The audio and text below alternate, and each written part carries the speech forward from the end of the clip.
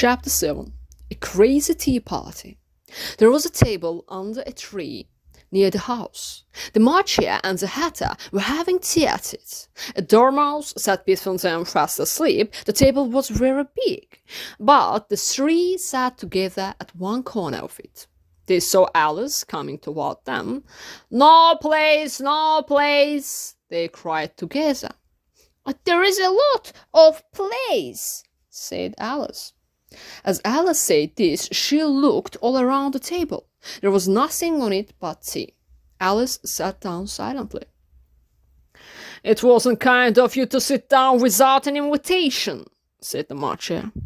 "I didn't know it was your table," said Alice. The Hatter was surprised to hear that. He opened his eyes very wide. "Why is a raven like a writing desk? Do you think that you can find the answer to it?" asked the Hatter.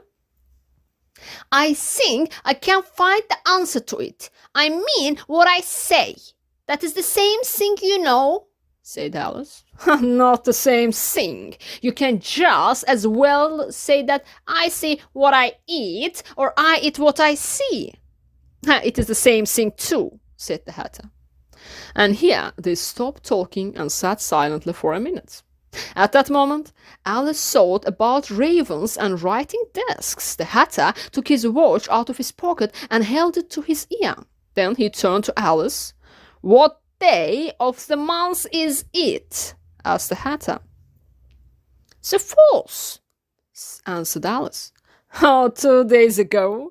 The butter is spoiled now." "It was the best butter," said the Hatter. "What a pity," said the Marchia. The Marchia took the watch and put it into his cup of tea. He looked at it carefully. Alice watched him quite attentively. "The dormouse is asleep again," said the Hatter, and he poured a little hot tea upon its nose. The dormouse shook its head impatiently and said, "Of course, just what I was going to remark myself." "Have you guessed the riddle yet?" the Hatter said, turning to Alice again. "No, what is the answer?" said Alice. "I don't know. Nobody knows," said the Hatter. "I think you must have something better to do with your time. You ask riddles that have no answers, and it wastes your time," said Alice. "You don't know time as well as I do. I think you have never even spoke to time. Time is he. It is him. If you are friendly with him, he will do anything you like with your clock. For example, at 9 o'clock in the morning, just in time to begin lessons, you would say to time to go faster, and it would be 1:30 at once. 'Time for lunch,' said the Hatter. "That would be wonderful, but it wouldn't be interesting to do it every day.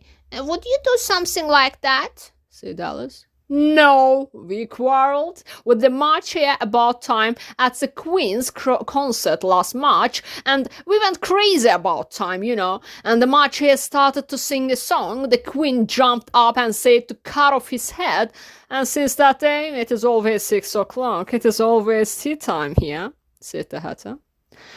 "How awful," cried Alice. Let's change the subject. I think we need a good story. The dormouse will tell us one." "Wake up, dormouse," said the Hatter. As the Hatter said this, he shook the dormouse. The dormouse slowly opened his eyes. "Tell us a story quickly, or you'll sleep again," cried the Hatter. Once upon a time, there was 3 little sisters. Their names were Elsie, Lazy, and Tilly, and they lived at the bottom of the well, and they were ill," began the dormouse. "But why did they live at the bottom of the well?" asked Alice. The dormouse didn't know what to say. He thought about it for a few minutes. At last he turned to Alice slowly. "It was a treacle well, and so these 3 sisters learned to draw," said the dormouse. "What did they draw?" asked Alice. "Treacle," answered the dormouse. This answer confused Alice very much, but she didn't say a word. "They learned to draw and they draw many things. Everything that begins with M, such as the moon, money, memory, mousetraps, milk, and so on. The Dormouse went on. Alice didn't like the story at all. She got up and went away quickly. The Dormouse fell asleep at once. Alice turned back once or twice. She saw them trying to put the Dormouse into the teapot. It was the stupidest tea party in all of Alice's life. Just as she began to walk, she saw a door among the trees, and she went in. She found herself in a long hall with a small glass table.